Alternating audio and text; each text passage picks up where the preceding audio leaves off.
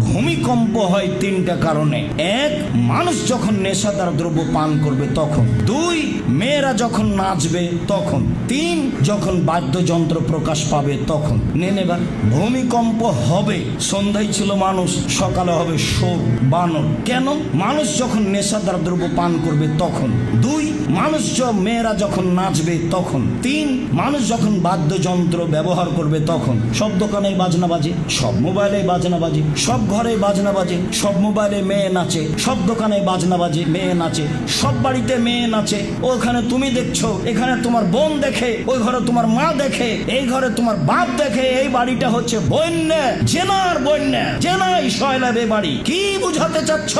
ভূমিকম্প কঠিন থেকে কঠিন হয়ে যাওয়ার কথা।